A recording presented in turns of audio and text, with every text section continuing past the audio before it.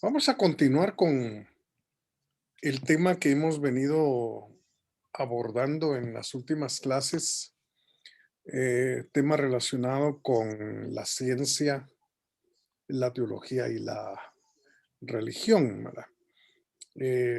Lo que hemos visto últimamente es que Augusto Comte no era realmente tan enemigo de la religión como se suele decir, ¿verdad?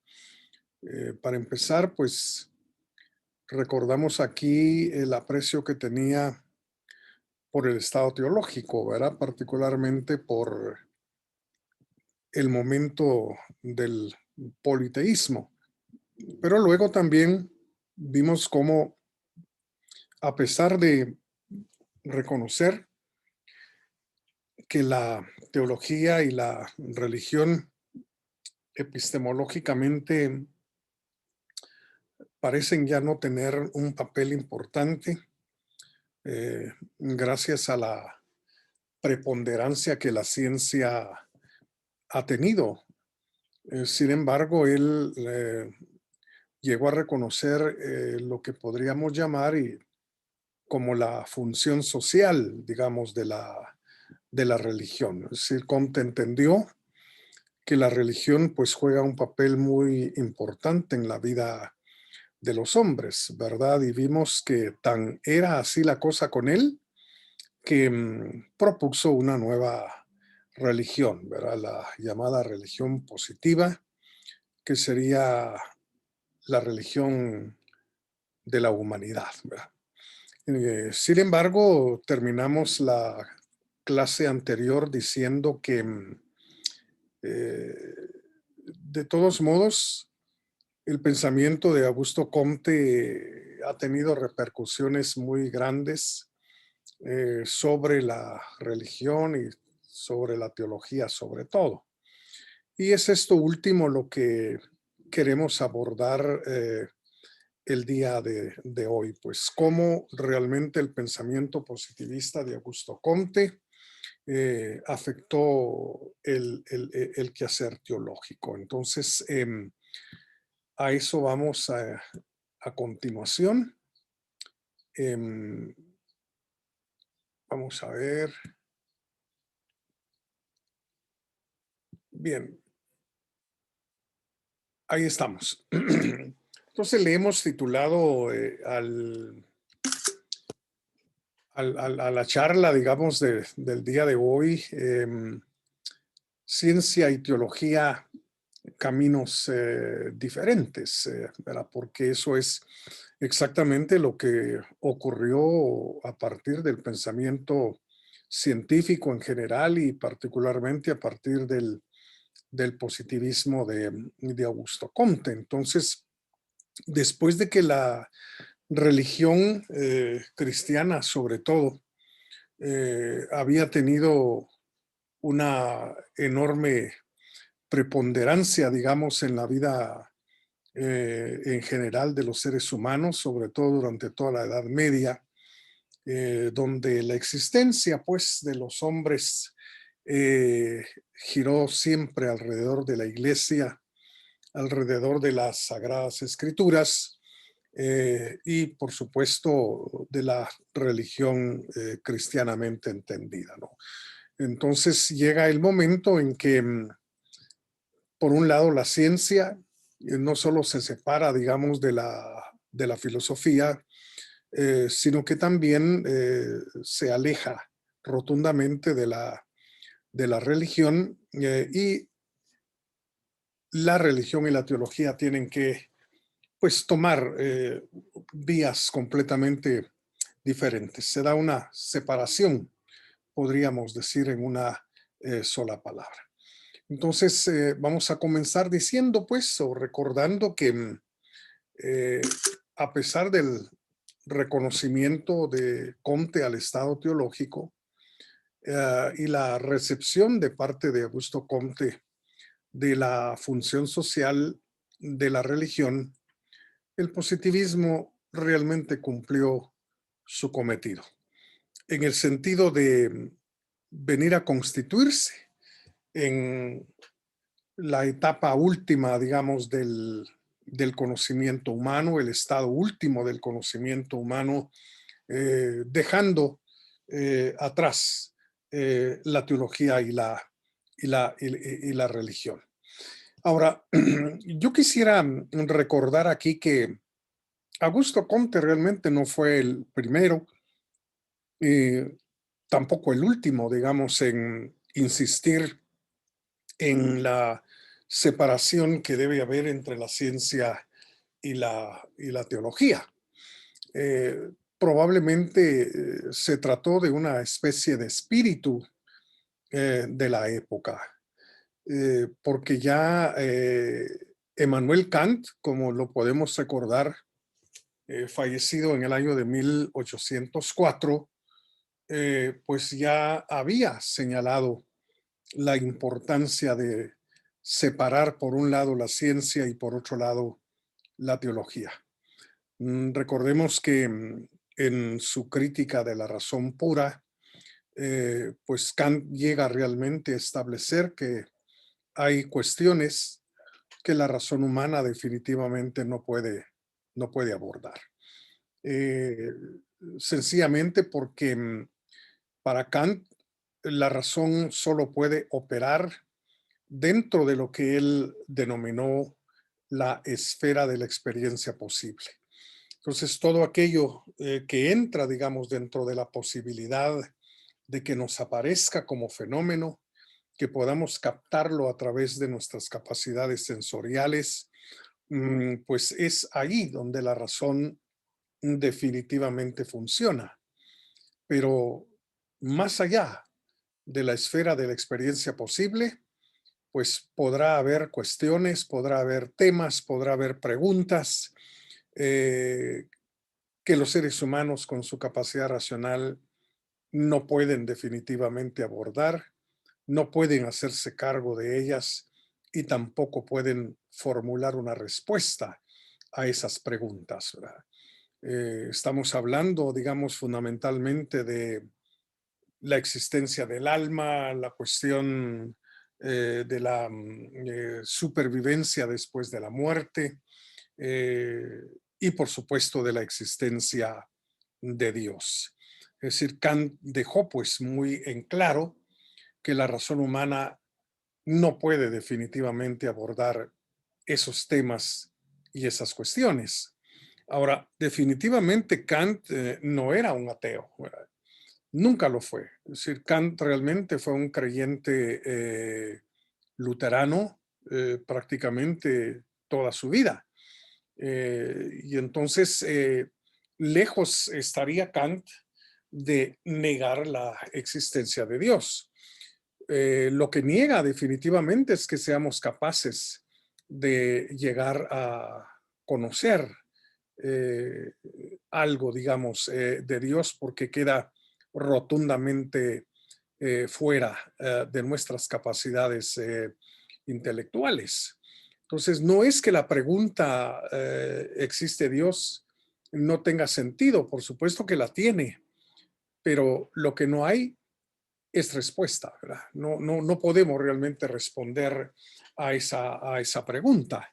No podemos realmente demostrar ni la existencia ni la no existencia de Dios. Y entonces Kant vino a separar, pues ya finalizado el siglo XVIII, a la ciencia de la teología, ¿no? Entonces, nuestra razón tiene que ver con todo aquello que cae dentro de la experiencia sensorial, ¿verdad? Esto incluye definitivamente a las ciencias empíricas, definitivamente, y deja fuera eh, discursos como la teología, ¿verdad? Pero también tenemos que recordar esta obra kantiana de 1794, titulada La religión dentro de los límites de la mera razón, ¿verdad? Entonces, no le fue realmente fácil a Manuel Kant abrir, digamos, el espacio correspondiente a la propuesta que él estaba haciendo, porque pues los pensadores europeos estaban habituados a abordar, digamos, la cuestión de Dios desde un punto de vista racional. Lo había hecho San Agustín, lo había hecho Santo Tomás de Aquino, definitivamente, pero entonces ese hábito, podríamos llamarle así, de abordar las cuestiones teológicas desde un punto de vista de la razón, pues entró en crisis a partir de la obra de Kant y no le fue fácil, no le fue fácil dejar en claro pues que la religión tiene un lugar en la vida de los seres humanos, ¿verdad? Para Kant, la religión, la fe, en fin, etcétera, tiene un lugar, tiene un sitio, digamos, en la vida de los hombres, pero no en el discurso racional elaborado por las ciencias, ¿no? Eso debe quedar perfectamente claro. De hecho, digamos, para Kant la respuesta de cuáles son mis obligaciones y qué puedo realmente al final esperar, son preguntas que solo se pueden abordar desde el punto de vista de la fe y desde el punto de vista de la religión. La ciencia no puede realmente abordar esas cuestiones, esos asuntos, ¿verdad? Entonces, las preguntas tienen sentido, pero las respuestas deben buscarse en otra parte, en este caso, en la religión cristiana y en la fe cristiana también. Entonces, dentro de los límites, digamos, que la razón tiene, resulta que la religión no tiene prácticamente ninguna cabida, ¿verdad? Es decir, él le da más importancia a la fe que a la capacidad racional cuando se trata de la existencia de Dios y la relación del hombre con la divinidad. Ahora, hay que recordar aquí que Kant se vio envuelto realmente en una serie de conflictos, de problemas y de dificultades con sus propias perspectivas y su propia manera de ver estos temas. ¿Verdad? Y entonces Wilhelm Dilthey, este filósofo alemán también, del cual pues ya sabemos un poco, publicó en el año de 1890 un trabajo que llevaba como título El conflicto de Kant con la censura en torno al derecho de una libre investigación religiosa. Es decir, que Dilthey y muchos otros en Alemania supieron pues de las dificultades que Kant estaba enfrentando por la audacia, digamos, de pensar como pensaba.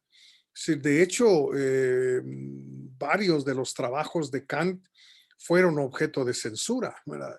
No se le permitió publicarlos, sino después de profundas y extensas revisiones llevadas a cabo con el fin de obtener, digamos, el imprimatur, es decir, el derecho a imprimir esas obras y a publicarlas, pues, ¿verdad? Y entonces, dándose cuenta de eso, Dilthey publica, pues, como ya dije, en 1890, este interesante trabajo poniendo en evidencia los conflictos que Kant tenía frente a la censura por promover, digamos, la idea de una libre investigación a nivel estrictamente religioso. ¿Verdad? Eh, Allí en esa obra, digamos, de Dilthey de 1890 aparecen los borradores de los dos prólogos escritos por Kant para su obra La religión dentro de los límites de la mera razón. La verdad es que fueron más de dos los prólogos escritos por él y no había manera realmente de satisfacer a las autoridades, porque estamos hablando aquí, digamos, de una religión estatal como era el luteranismo, digamos, y es el luteranismo hasta el día de hoy en Alemania. Y entonces Kant tuvo definitivamente que escribir y volver a escribir y a reescribir, digamos, el prólogo para su obra La religión dentro de los límites de la mera razón.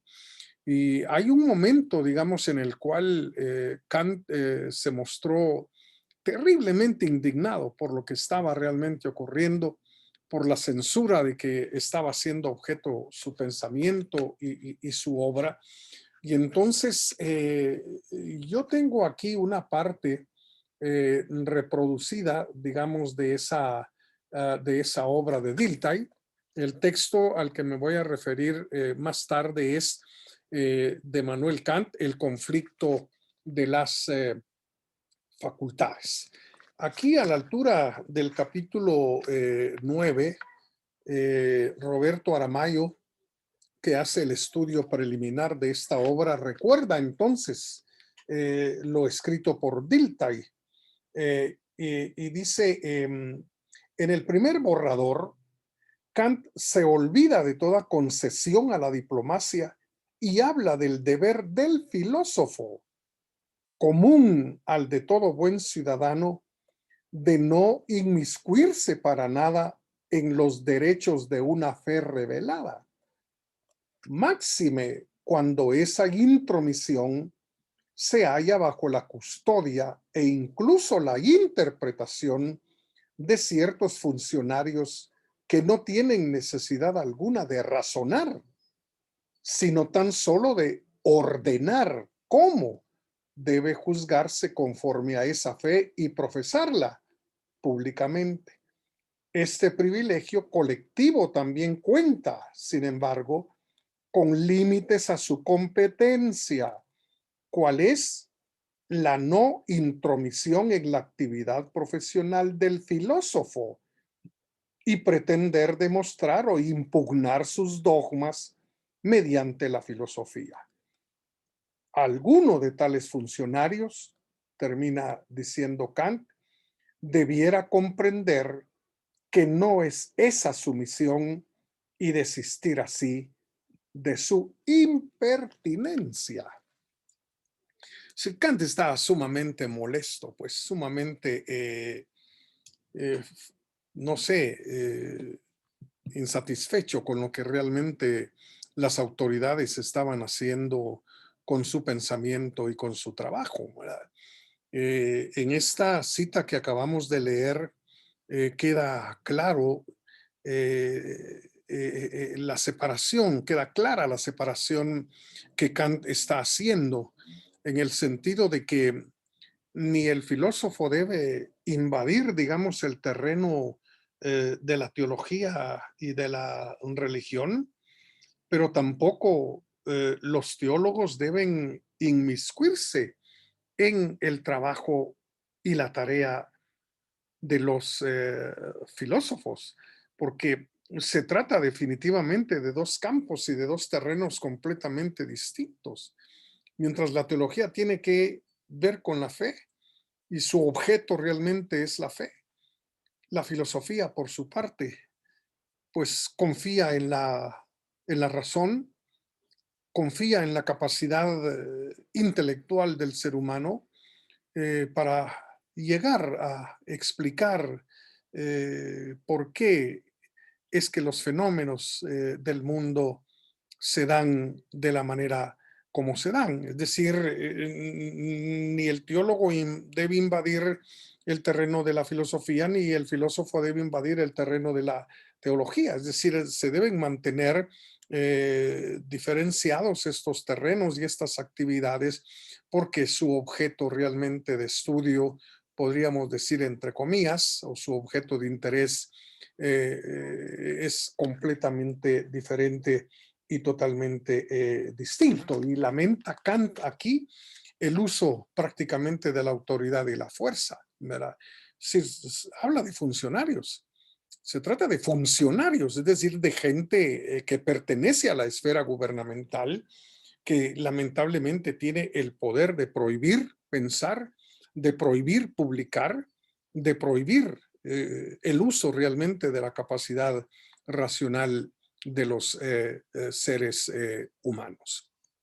Ahora, en ese mismo orden de ideas, en el año de 1798, Kant publica su último libro, que es este que yo tengo acá, El conflicto de las facultades. Y se titula así precisamente porque se dio un conflicto verdaderamente grande entre la facultad de filosofía y la facultad de teología, ¿verdad? Y precisamente en esta breve obra rechaza totalmente y frontalmente la censura y aboga decididamente por la libertad de pensar, ¿verdad? Y ya en el conflicto de las facultades, en la página número 66, leo el siguiente párrafo donde Kant dice: la razón debe tener el derecho de expresarse públicamente, ya que sin ello la verdad nunca llegaría a manifestarse en perjuicio del propio gobierno. Dado que la razón es libre conforme a su naturaleza y no admite la imposición de tomar algo por verdadero, no admitiendo crede alguno, sino tan solo un credo libre.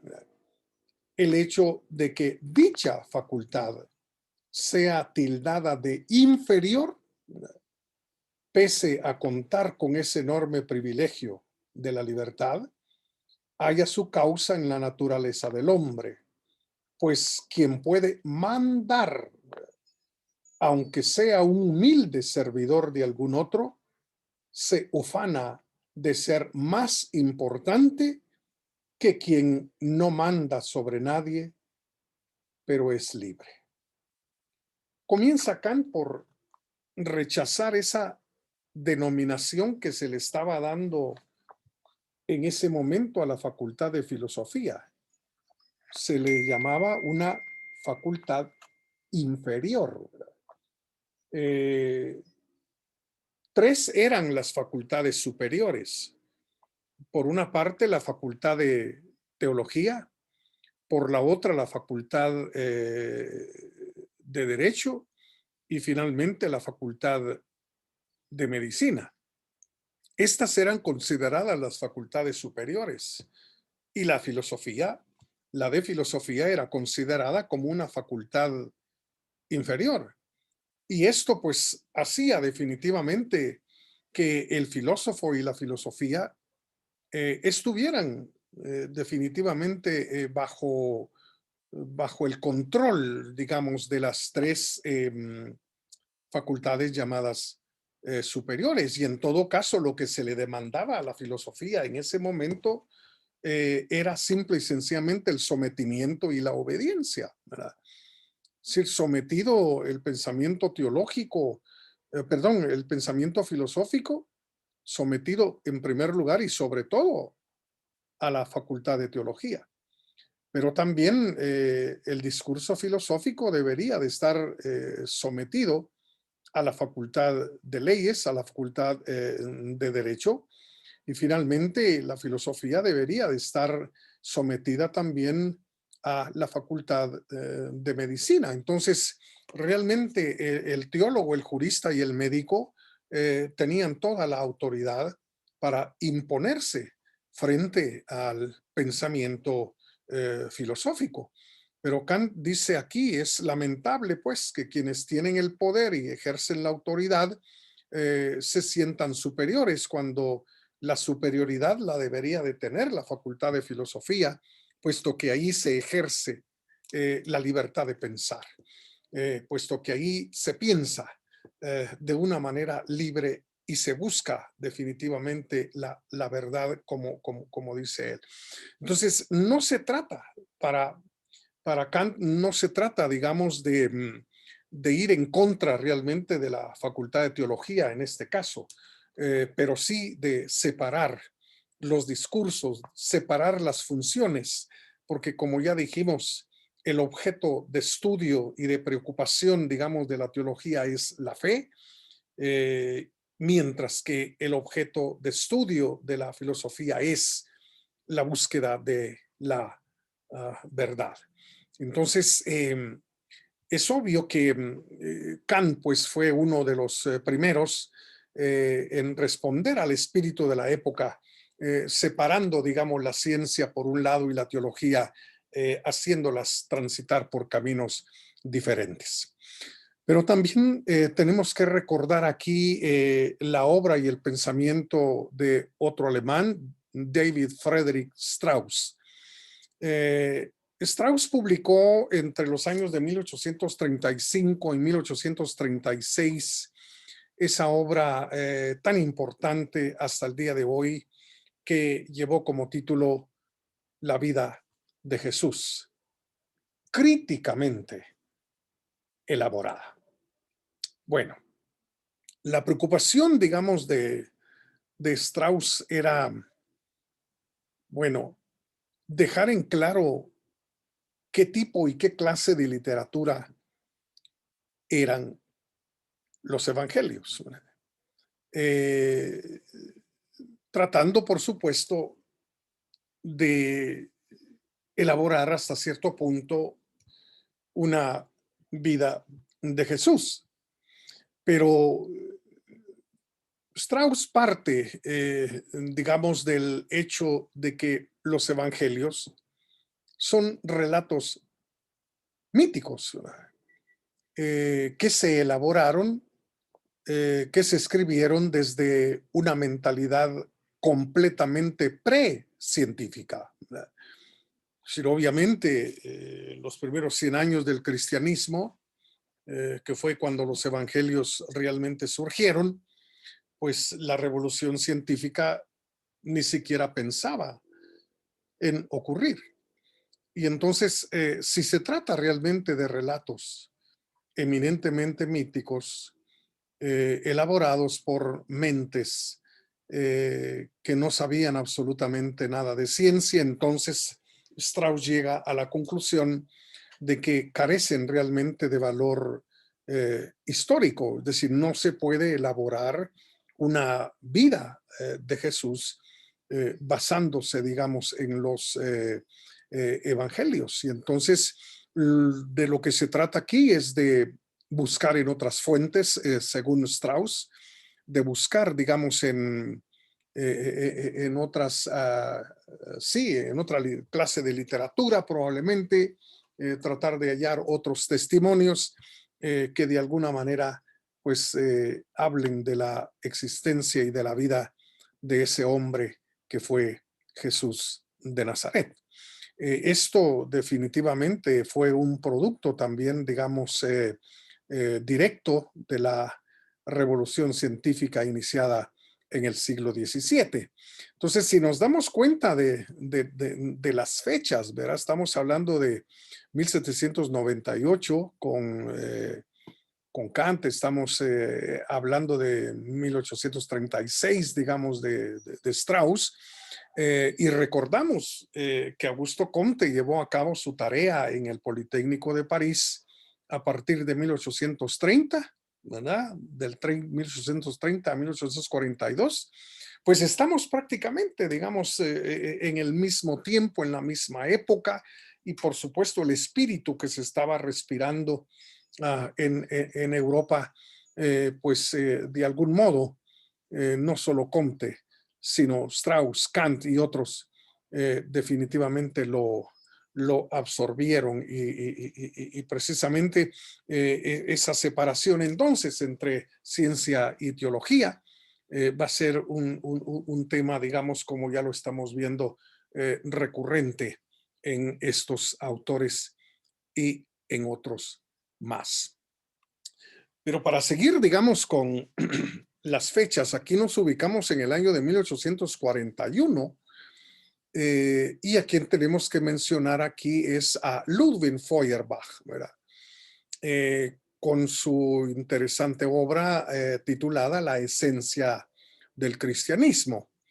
La historia, digamos, de Feuerbach es una historia muy interesante.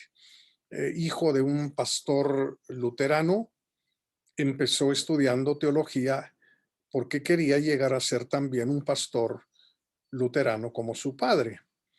Pero muy pronto en sus estudios cambió rotundamente de parecer, ¿verdad?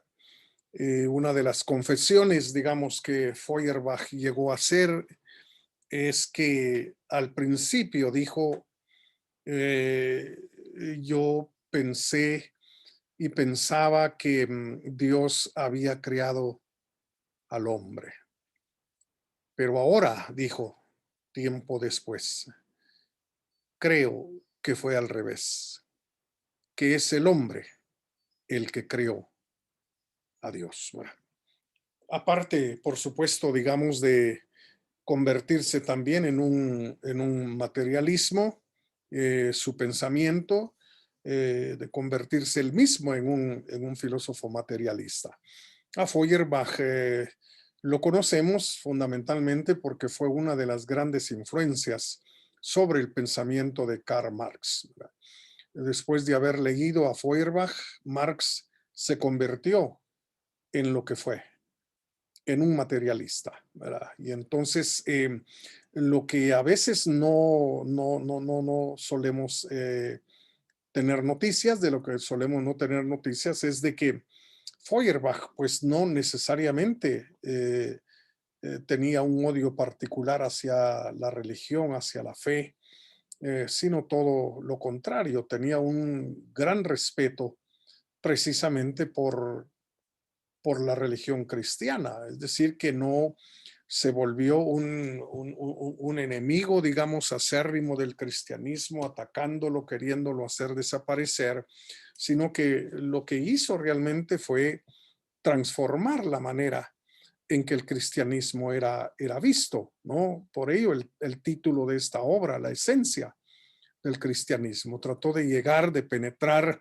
a lo que él consideraba que era lo esencial del mensaje cristiano. Por supuesto, en vida recibió terribles críticas, muchos ataques, pero su carácter, digamos, hasta cierto punto tranquilo, mesurado, pues lo hizo responder con más argumentos y con más razones y no con el hígado, pudiéramos realmente decir, ¿verdad? Y entonces hay que recordar aquí, o vamos a recordar aquí, que al final, digamos, del prólogo de la esencia del cristianismo, esta obra se puede encontrar fácilmente en Internet. ¿Verdad? Usted pone Feuerbach, la esencia del cristianismo, y va a tener acceso a esta interesante obra. Pues al final del prólogo, Feuerbach dice, mi libro no quiere ser sino una traducción fiel o dicho metafóricamente, un análisis empírico, histórico, filosófico, una explicación, pues, en fin, del enigma que representa la religión cristiana. Si hay aquí una actitud, digamos, hasta cierto punto positiva, si queremos decirlo así, ¿verdad? No tan encolerizada contra la religión como la actitud de Karl Marx, ¿verdad? No, él está tratando de explicarle a sus atacantes, a sus enemigos, a sus críticos, que el libro que ha publicado, pues, no quiere matar al cristianismo, no quiere hacerlo desaparecer, no quiere demostrar que es falso, ni que es equivocado, ni nada de eso, sino quiere interpretarlo de una manera muy diferente y muy distinta, ¿verdad? Sir, de hecho, habla aquí de un análisis de carácter empírico histórico filosófico, ¿verdad? Es decir, recurriendo a los hechos, refiriendo a la historia y refiriéndose a la filosofía, pues lo que él desea es tratar de esclarecer, de explicar esa religión cristiana que es, hasta cierto punto, dice él, un gran enigma. ¿Y en qué consistió realmente la nueva, digamos, traducción o interpretación que Feuerbach hizo del cristianismo? Bueno, en los primeros párrafos del capítulo número 1 de la esencia del cristianismo, y voy a hacer aparecer aquí una gran cita.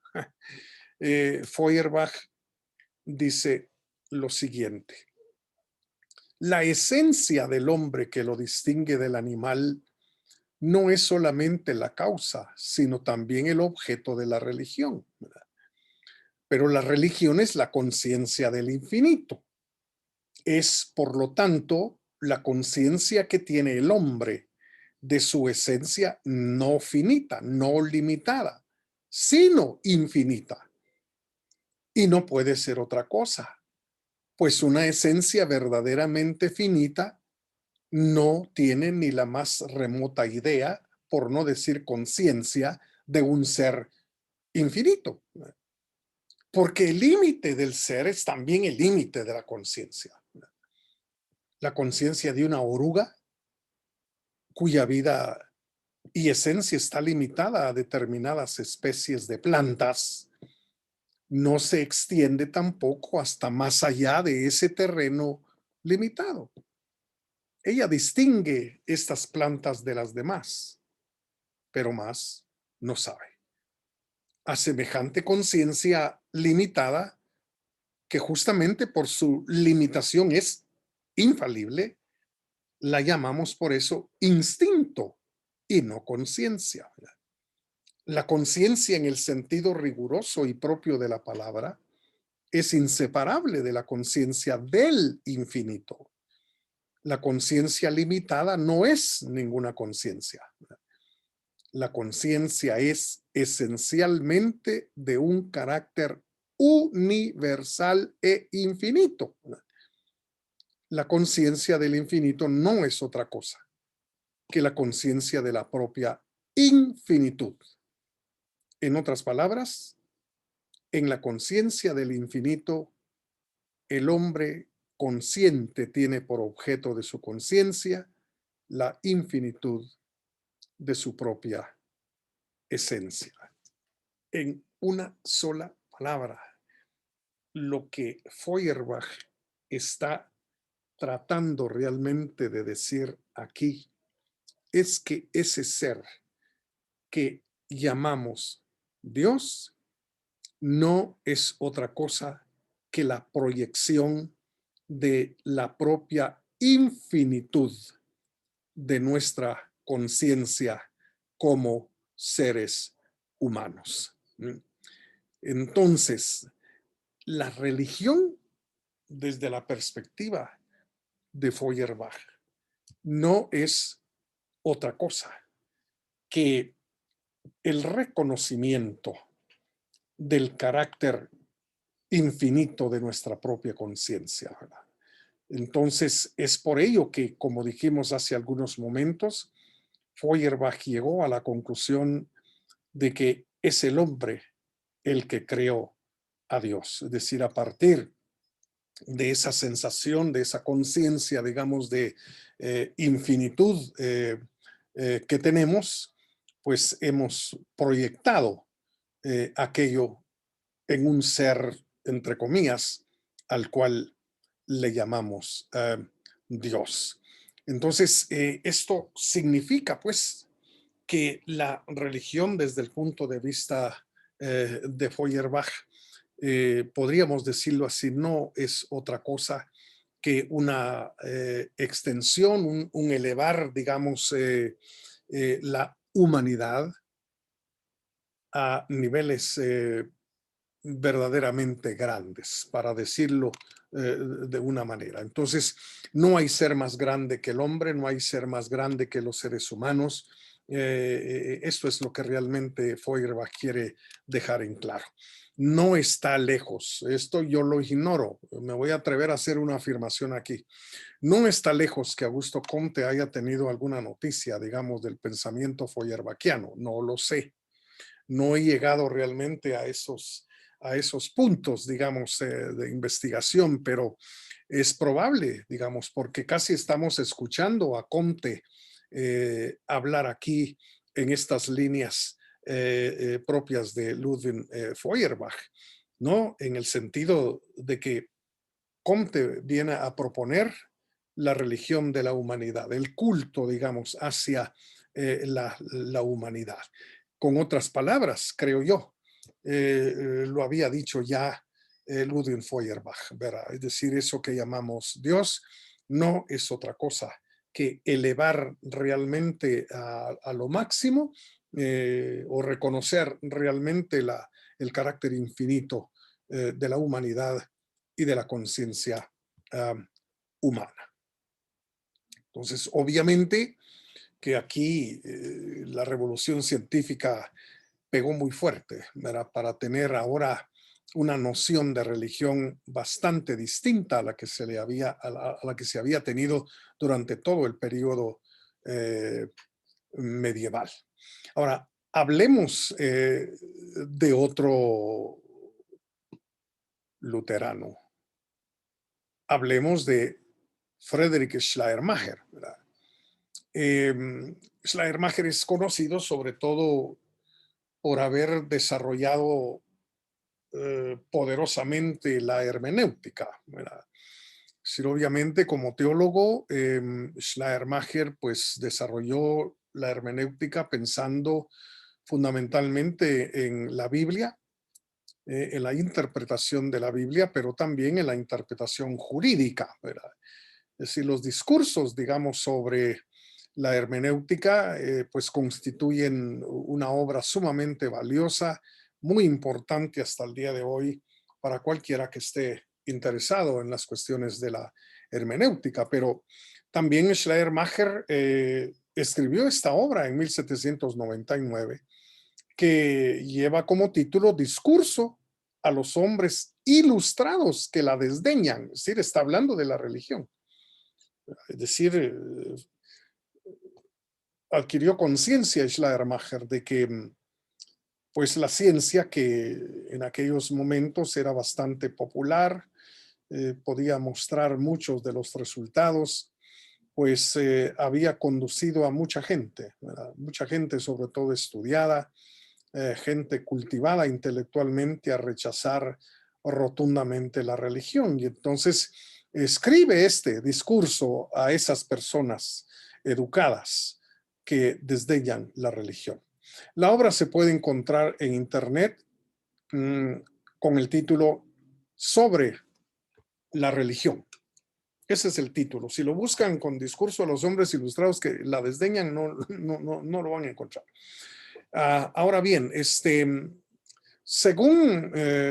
Schleiermacher, la religión no tiene por qué ser desechada, no tiene por qué ser eliminada, digamos, de la vida de los hombres, pero en todo caso, dice Schleiermacher, lo esencial realmente en la religión, está pensando en la religión cristiana, obviamente, ¿verdad? Es decir, lo esencial realmente en la religión cristiana no es la razón. Siguiendo, obviamente, como buen luterano y como buen alemán, a Kant, ¿verdad?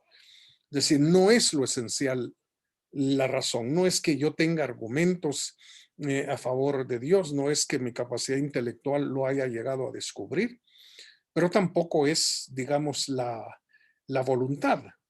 En este caso también Schleiermacher sigue a Kant, porque recordemos que Emmanuel Kant hizo énfasis, digamos, en la buena voluntad, ¿verdad? La buena voluntad que está acostumbrada al cumplimiento del deber, pues es lo que finalmente llevará al hombre a la presencia de Dios, ¿verdad? Es decir, es realmente el cumplimiento del deber, el cumplimiento de las obligaciones descubiertas por la razón humana gracias al imperativo categórico, lo que realmente puede elevar a los hombres hacia Dios.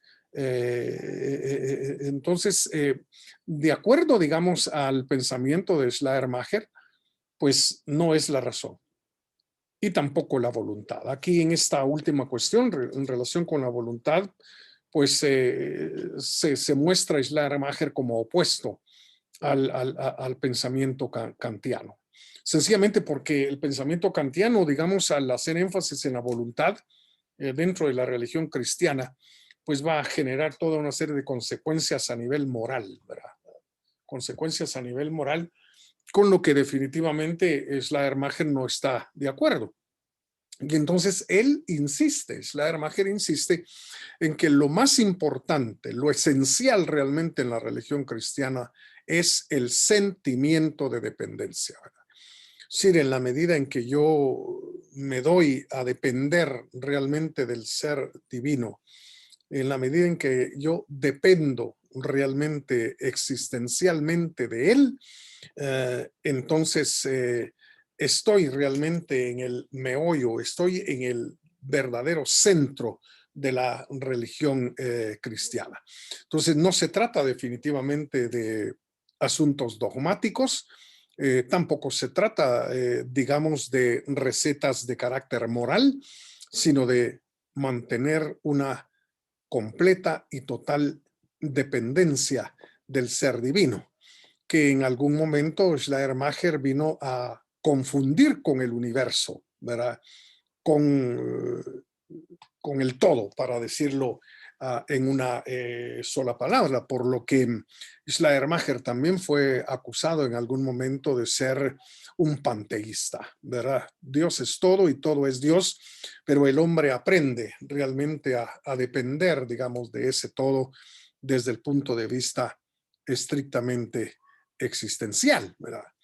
Y precisamente en la obra que acabamos de mencionar, Discursos sobre hermenéutica, eh, Schleiermacher dice lo siguiente: la religión, ¿sí?, no pretende, como la metafísica, determinar y explicar el universo de acuerdo con su naturaleza. Tampoco pretende, como la moral, transformar y hacer disponible dicho universo partiendo de la fuerza de la libertad y del albedrío divino del hombre.